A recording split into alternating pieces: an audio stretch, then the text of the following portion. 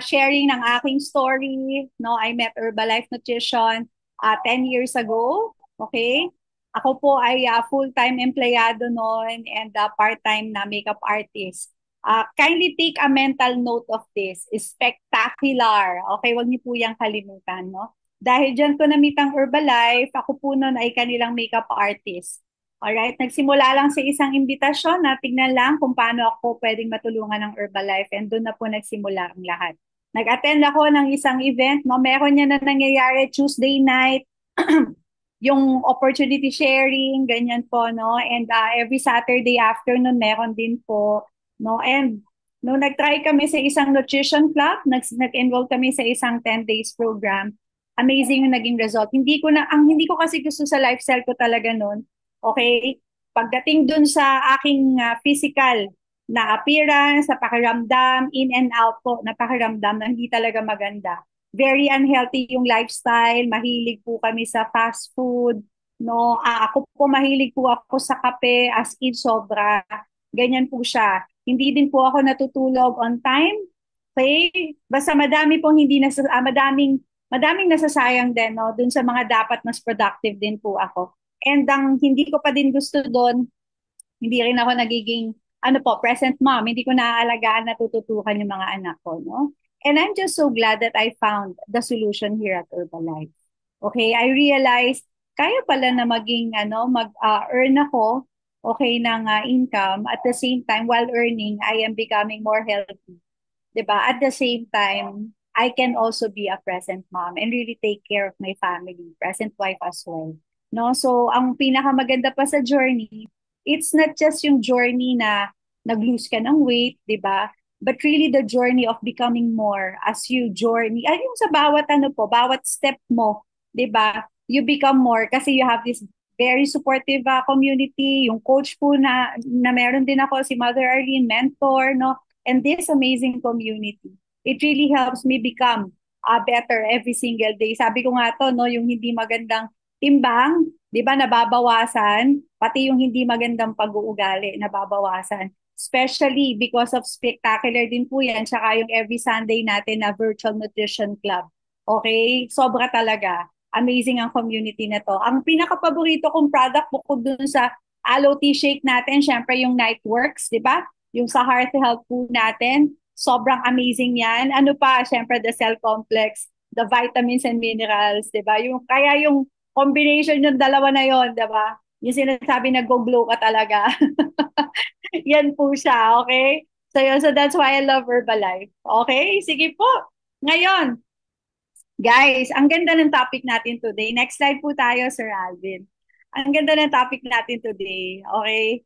It's about losing weight fast.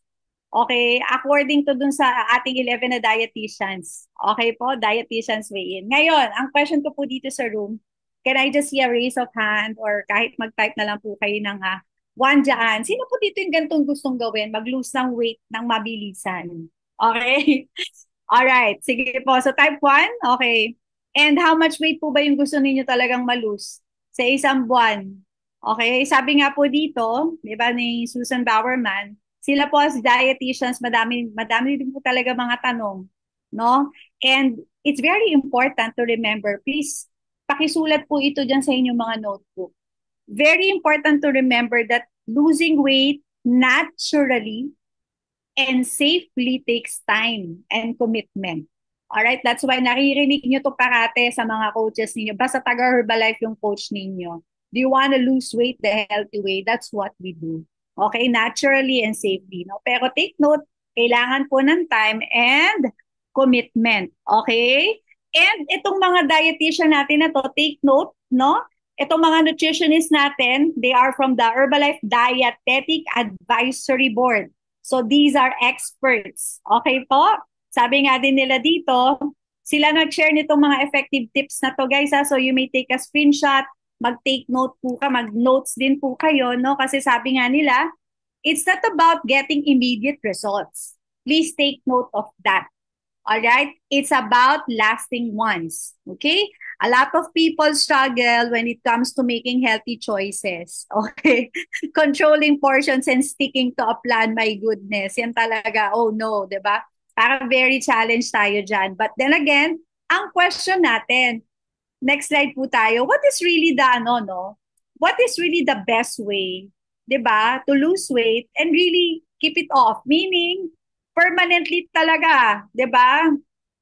Na ma-achieve mo yung iyong ideal, 'di ba? So, si Herbalife po, yung sa Herbalife Global Nutrition Philosophy natin, ang nire-recommend talaga nila, natin, no, is a balanced approach. Pakisulat, okay, balanced approach for reaching and maintaining a healthy weight and living, of course, yung active lifestyle din po, no? Pero sometimes, alam natin eh, 'di ba? It's very challenging. Okay, kaya naman po, ito ang mga tip ng ating mga expert. Okay, so are you ready? Can you type, I'm ready? Ayan, sige po. So I'm going to share with you. Next slide, please. Okay. So tip number one. Okay, tip number one po dito. We have to learn, okay, how to read food labels. Okay, we have to learn how to read. So guys, pwede nyo picturean yan, yung nakikita nyo dyan sa screen. Di ba minsan, ang tendency talaga natin, ano, pag kumain tayo, wala ka ng pakialam. Basta, ano ka lang, gutom ako eh. Ganyan, no? So this time, ang nagbigay ng tip na to, si Charlotte Luke, no? So, from Singapore po siya na Dietetic Advisory Board natin. It's very important. Kasi yung serving size niyan, yung calorie content niyan, sabi nga niya dito, no? Knowing exactly what you eat and drink is important when you're watching your weight. Okay, so hindi talaga natin siya pwedeng i-disregard. Alright? Yung tipong takip mata mo na lang kakainin yung mga bagay-bagay. Okay? So yan. So learning to read food labels helps. Okay? Bakit? Because nagbibigay yan ng information sa calories, yung nutrient content ng kinakain mo, pati yung serving size po. Alright? And nakakatulong din po ito dun sa pagpo-portion control na tinatawag natin, di ba? And helps you make healthier food choices. Kaya kung narinig nyo kanina yung naging sharing ni Anne, di ba? Si Shelly, Makabinta, na-inspire siya kay Geraldine kasi 5 beses siyang kumakain sa isang araw tapos naglulus siya ng weight. While siya, nagle-lettuce-lettuce pa siya, di ba? Parang feeling niya kambing na siya. Hindi pa rin siya naglulus ng magandang timbang. Okay? So yun po, no? So it's very important, guys, ha? Sige. Next slide po tayo, Sir Alvin. Ayan. And tip number 2, okay? Ang sabi din po dyan, losing weight isn't the only goal. Okay? Don't just focus on weight loss. Okay? Yung tipong everyday hindi ka mapakali, timbang ka ng timbang sa timbangan mo. Alright? Ang sabi po dito, prioritize eating healthy. Okay? Or focus on a healthy diet. Okay? Sabi yan ni Ann Christine Gutierrez. Taga Costa Rica naman po ito, ha? So, yun po siya. Ngayon, ano po yung, kung makikita ninyo, di ba, yung sa pinggang Pinoy natin, no? So, may Go, Grow, Glow food po tayo dyan na tinatawag, di ba? It's not just about that, di ba? Kailangan din po talaga nating, ano, magkaroon ng active lifestyle. Sinabi din to ni, ano, no, ni Miss Gutierrez, no? People should not focus only on body weight, okay? They should focus on health. Take note of that. Eating healthy and having an active lifestyle is the best way to achieve a healthy body composition. Paki-note po, healthy body composition. Okay? So keep your focus on eating a healthy, balanced diet and working out to build or maintain your muscle mass and keeping this healthy lifestyle for the rest of your life. Okay? Sige po. Tip number 3 tayo, guys. Ayan. Eto na, eto na. So as we know, 'di ba, ang social media, nandyan talaga kahit anong platform 'yan. We are easily get influenced sa mga nakikita natin diyan minsan, no? Not minsan, madalas. No, lalo na yung biglang magpa-pop up sa iyo. Uy, gusto mo bang pumayat na mabilis? Ganyan, 'di ba? So ang tip number 3 po nila dito is, ayan, nakasulat na, no? Avoid fad diets. Okay, and follow healthy balance plan that works for you. Okay? Sabi din dito ni Simon Sum, okay? Advisory member natin sa taga-US po, no? Sabi niya, don't fall victim to fad diets or social influence. Okay? You really need to find a healthy balance plan. So, bakit ganon? Kasi di ba guys, as we know, pag fad diets po yan, it may really lead us to temporary lose weight. Ang bilis mo nabawasan ng timbang, as in 10 pounds ka kaagad or 10 kg ka kaagad, di ba? In 1 month, hello, lumubog agad ang pisngi mo, no? Tapos the following month, you cannot sustain it, di ba? Because you have restricted yourself too much or whatever it is that you are doing, na palagay ninyo fad diet, di ba?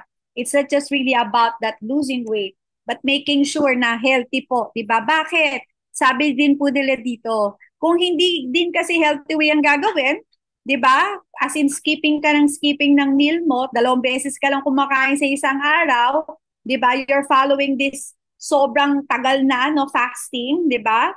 Anong tendency niyan? You may risk losing some of your hard-earned muscle mass, okay, rather than just body fat. Okay po? Kaya din, before falling, sabi din dito, no, for any social influence, remember the goal should not be only to lose weight, but to change your lifestyle. Pakisulat po. It's really about the lifestyle, okay? For good with a healthy, balanced diet and adequate physical activity. Okay, next slide po tayo. Ayan, tip number 4. Okay, eto pinakamasaya din, no? Kala natin magi-skip-skip ka lang, diba? Tip number 4, make sure you get enough protein, which is important for weight loss. O, di ba? Alam niyo ba na ang protein ay napaka-importante? Bakit? Sabi po ni Alice Ju, okay? Chinese po siya na dietetic, okay? Sa China po, alright?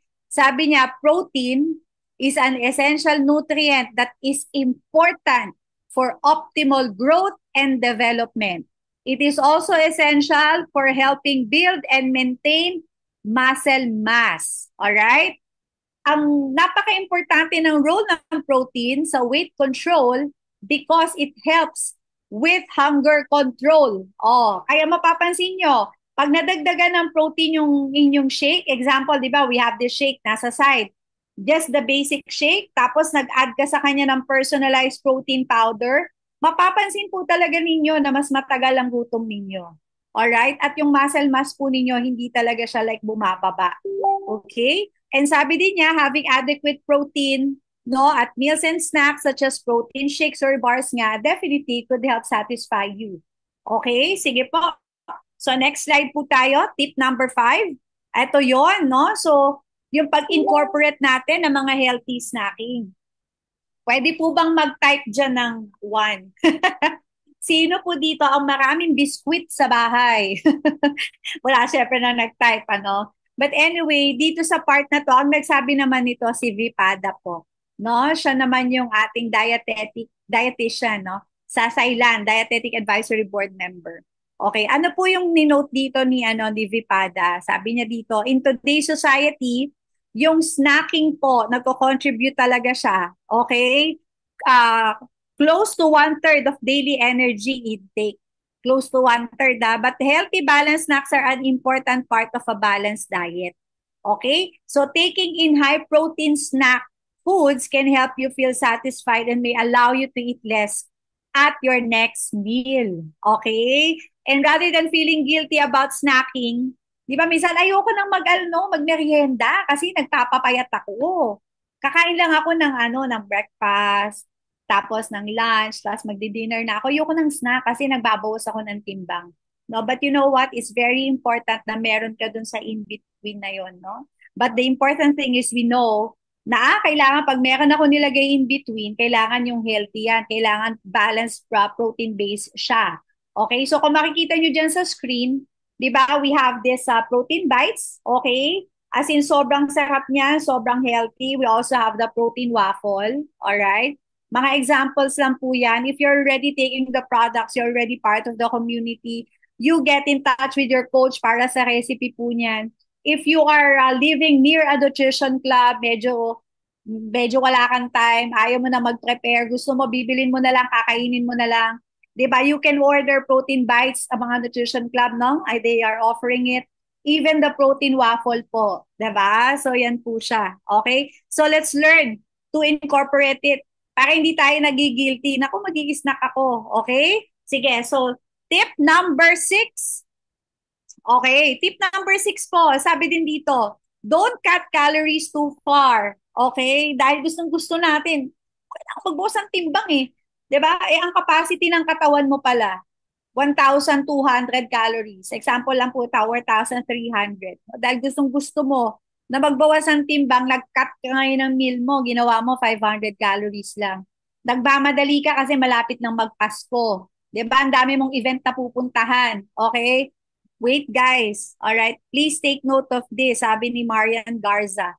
She's our dietetic advisory board from Mexico. Okay? Dieting is not about how much you eat, but what you eat.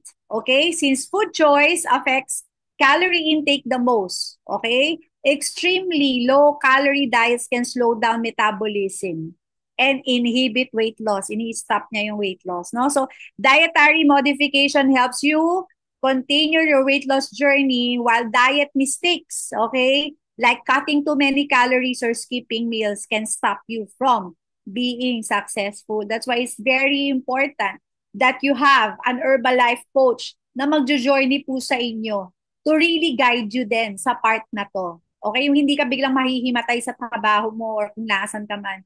'Di ba? Or sumasakit na yung tiyan mo, 'di ba? Dahil sobrang cut ng calories mo na wala kang energy, nagkaroon ka na ng ulcer ngayon, 'di ba? Ayan po. So next slide po tayo. Thank you, Sir Alvin. And of course, for tip number 7, no, sabi din dito, we engage in at least 30 minutes of moderate movement each day. Pakisulat po dyan sa notebook ninyo. 30 minutes exercise every day. Okay? Moderate lang po Aim. Yun po yung i-aim natin. Bakit po? No? Sabi po yan ni Hannah Jiang, yung board member natin, Herbalife Dietetic Advisory Board from South Korea po, ha? So, bakit daw po? Kasi nga po, one of the benefits of regular exercise is that it helps burn calories, which can help with weight loss and weight maintenance. Okay po? And regular, moderate activity, okay, can also help release stress. All right? So, think of ways lang po to work more activity into your day. Example, nandiyan ka sa bahay. Ano ang pwede mong gawin na nasa bahay na klase ng exercise? Di po ba? Moderate activity. Kagaya yan ngayon, di ba? Ang weather natin medyo maulan, di ba? So, hindi ka makakapag-walk outside. Anong physical activity ang pwede mong gawin sa bahay? Okay? So, yan po siya. So, sa ating mga nanay, di ba? Huwag niyo i-underestimate ang power ng paglilinis ng bahay. Yung nagdadas-das ka, ganyan, di ba? Nag-aakyat panahog ka sa hagdanan ninyo. That is also a form of movement. Tama po? And ako din, no? Ayan, you may take a picture of this kasi ito yung mga, nakatayo ka lang na klase ng exercise. You don't need to have much equipment, kasi yung body natin, please take note, is also a one-piece gym equipment. Tandaan nyo yan, ha? Kasi itong body na to, may weight yan. No? Kaya body weight ang tawag dyan. Ako po, sa mga alaga ko, ang encouragement ko, everyday you do your planking. Kasi yan, wala kang excuse. Nandiyan ka lang sa bahay mo, katabi ng kama mo, di ba? Make sure malinis lang yung sahig mo and you do it. Di ba? Yan po siya. Okay? Next slide po tayo. So guys, are you learning so far? Sige po. Okay, tip number 8. Ayan, tip number 8. Ayan. So sabi din dito Sir Alvin, may 8 ba? Tip number 8. Ayun. So guys, take note lang. You may take a picture of this. Sabi din, learn how to cook, prepare quick and healthful meals. O, di ba? Yung mga healthy meals natin. Planning ahead, guys. Take note of this. Planning ahead for your meals will help determine kung anong ingredients ba yung bibilin mo, ha? So, yan po yan. Pati yung mga ilalagay mo sa refrigerator, no, na i-stock mo. Yung pag-prepare din natin yung pag-pre-preparing, nakaka-help din po siya.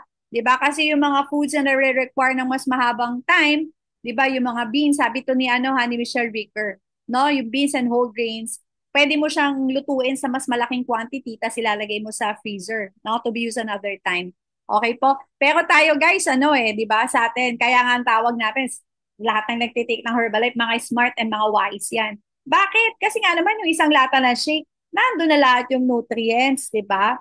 Tapos safe lahat yung ingredients natin, organic po siya, no? So, kumbaga, napaka-wise, ang dami mong time na natipid. Tipid ka sa oras, sa hugas, 'di ba? Sa bigas, 'di ba? Pati sa gas, 'di ba? Sa kuryente kung nagsasaksak ka, 'di ba? Kasi mas matagal yung pagluluto mo, no? So yan yung ano natin for tip number 8, okay? So we have to really make it a lifestyle po. And tip number 9, eto pinaka ano dito din, no? Sabi naman to ni Clara Valderrama, from Colombia naman natin yan, na Dietetic Advisory Board. Learn ways to practice portion control. Okay, get a handle on portion control. Okay. Sorry, baka may nagme-message sa akin na nagcha-charge yung phone ko. Guys, take note of this, okay? Yung portion control po, sulat sa papel, is a key factor in weight control. Pakiulit po, portion control is a key factor in weight control. If you learn to control portion sizes, you can reduce your total calorie intake. Okay po? To reduce yung mga portions na yan, anong pwedeng gawin? Try using smaller plates. 'Di ba? Kung dati ganyan ka, laki-laki ng plato mo, maliitan mo lang. Mga baso, 'di ba? Mga matataas sa tumbler na ganyan, pag nagtimpla ka ng juice, grabe, no? Liitan mo lang yung mga baso, 'di ba? Pati nga yung mga utensils saka serving spoons, no? Kasama din siya. Sabi din po niya dito ni Miss Clara, no? Nakaka-help siya to always put your portion on a plate or bowl rather than eating directly from packages, which can lead to overeating. Okay, ano ibig sabihin? Wag mo ilagay lahat doon sa ano mo, doon sa, tag dito, kunyari diretso kinakain mo na sa pakete. Okay, so maganda na ilagay mo siya sa isang plate or isang bowl. Okay, at timbangin. O, 'di ba? Portion control po 'yan, ha? Sige po. All right, next po tayo, Sir Alvin. Thank you so much. And syempre, tip number 10 natin, no? We need to make it a point to set and celebrate milestones, di ba? Set and celebrate yung milestones during dun sa weight loss journey na yon, no? Bakit po? Di ba? Because when we celebrate yung mga milestone na yon, yung effort natin, di ba? We keep on looking at how far you've become. Ito yung lagi ko naririnig, di ba? Malayo, ano yon? Malayo pa, pero ano yung sabi, ano yon? Yung malayo pa, i-chat mo nga yun, sis Che. Malayo pa pero malayo na. 'Di ba? And of course, since we have this very amazing supportive community, yan yung pinakamasaya diyan. Hindi ka talaga mag-isa, no, dun sa journey mo ninyo, sa journey po. Kasi sa pag-weight loss, mas okay po yung slow, yung hindi yung mabilisan ka nagbawas ng timbang, but the slow and steady pace.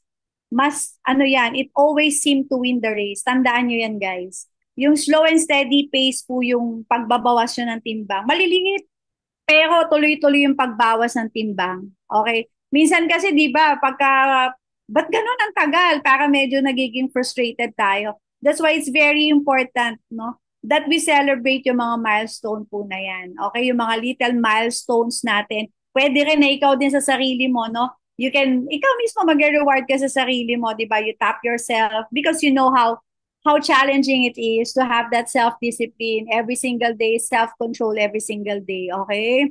So yan, pwedeng magpamassage ka, ganyan po, no? Or bili ka ng bagong damit, ganyan po. And remember, you deserve it after all your hard work. Sabi naman niya ni Aria, okay, Novita Sari, yung taga-Indonesia natin, okay, na Nutrition Advisory Board member. Ngayon, number 11, nandito na tayo sa dulo.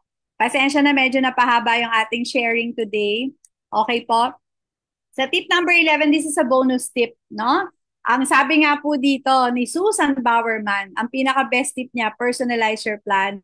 Start your day with a balanced breakfast. Okay? Kung nakita niyo kanina, ito binanggit nito ni Chandeline. Okay? Yung start your day with a balanced breakfast. You may take a screenshot of this. Please take note, guys, that if your goal is really to lose weight, the minimum shake that you need to take every day is 2. Okay po? Kung ang goal po ninyo ay talagang magbawas ng timbang. Okay, you closely work with your coach.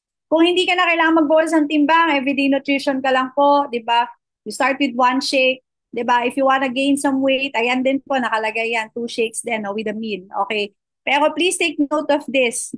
Sabi po ni Susan Bowerman, the best weight loss plan is one that takes into account your lifestyle. Okay, narinig niyo po lifestyle. Your usual eating patterns, your likes and your dislikes. In other words, it's uniquely yours. Hindi kayo pwedeng magkapareho nung kaibigan mo or asawa mo, okay? It may take some time to figure out kung ano talaga yung nag-work for you, but it's important because of the healthy behaviors na na-adapt mo na ngayon, di ba, to lose weight, madami po, there are plenty of paths that leads to the same endpoint.